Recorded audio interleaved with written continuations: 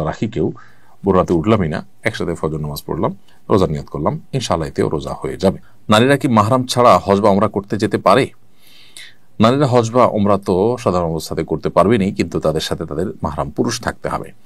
কেন মাহরাম পুরুষ থাকতে হবে? কারণ হজ বা ওমরা এটা সফর করে আদায় করতে হয়। যদি কেউ মক্কাতে থাকেন, এমন অবস্থায় থাকেন যেখানে আসলে সফর কোনো দূরত্ব না, তিনি যদি মাহরাম ছাড়াও হজ করে ফেলতে পারেন, তার হজ জায়েজ আছে। তারপরেও মাহরাম সাথে থাকা অবশ্যই উত্তম, তার নিরাপত্তা এবং সার্বিক তার প্রাইভেসি মেনটেন করার জন্য। আর সফর করে যেহেতু আমাদের বেশিরভাগ মানুষকে হজ করতে ওমরা করতে যেতে হয়, তো সফরের ক্ষেত্রে শরিয়ার কমন নির্দেশনা রয়েছে। নবী সাল্লাল্লাহু আলাইহি ওয়াসাল্লাম বলেছেন, লা তুসাফিল মারআতু ইল্লা মা'যি মাহরামিন, কোন নারী মাহরাম ছাড়া সফর করতে পারবে না।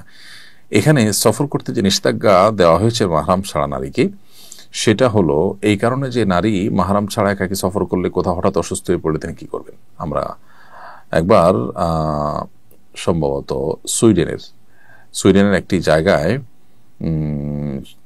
একটা ভালো বড় লেক আছে, যে লেকটা বেশ পুরাতন, বোধহয় রেইনফল বলা হয়।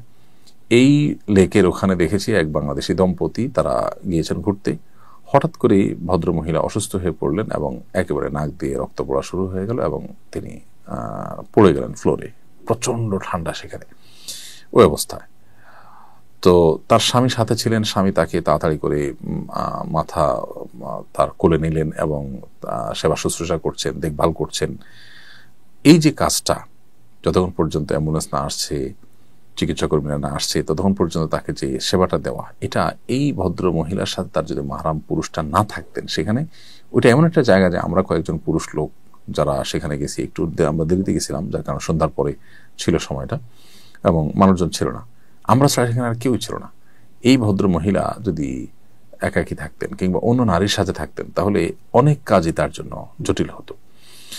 তো এই জন্য আসলে মাহরাম পুরুষ সাথে থাকার কথা বলে, এটা মানে নিরাপত্তার জন্য শুধুমাত্র।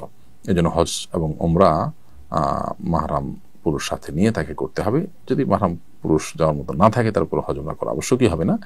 আর যদি মাহরাম পুরুষ ছাড়া কেউ হজ ওমরা করে ফেলেন, আদায় হয়ে যাবে, কিন্তু গুনাহগার হবেন।